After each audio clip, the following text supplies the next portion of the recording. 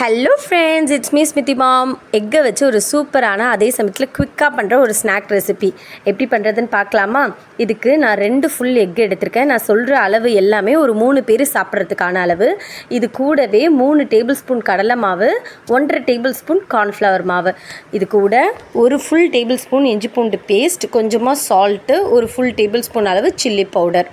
இது எல்லாத்தையும் ஃபஸ்ட்டு ஒரு ஃபோக் வச்சு நல்லா பீட் பண்ணிக்கலாம். எந்த லம்ஸும் இல்லாத அளவுக்கு இந்த அளவுக்கு மிக்ஸ் பண்ணதுக்கப்புறமா ஒரு அரை ஆனியன் நான் இதே மாதிரி சாப் பண்ணி வச்சுருக்கேன். இது கூடவே கொஞ்சம் போல் கேப்சிகம், கறி லீவ்ஸ், கருவேப்பிலை, கொத்தமல்லி எது இருக்கோ அதை ஆட் பண்ணிவிட்டு இப்போ ஃபைனலாக ஒரு மிக்ஸ் பண்ணி வச்சுக்கலாம்.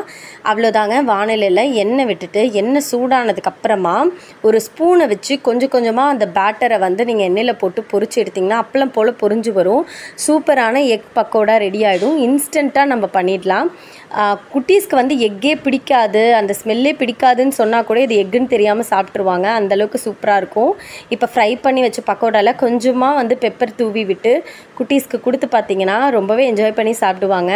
ஸ்மித்திக்கு ரொம்ப பிடிச்சிருந்துச்சு. இந்த மாதிரி ஸ்நாக் ரெசிபீஸ் ஒரு வீடியோஸ் வேணும்னா நம்ம சேனலை சப்ஸ்கிரைப் பண்ணிக்கோங்க. இந்த வீடியோக்கு ஒரு லைக் போடுங்க. பாய்.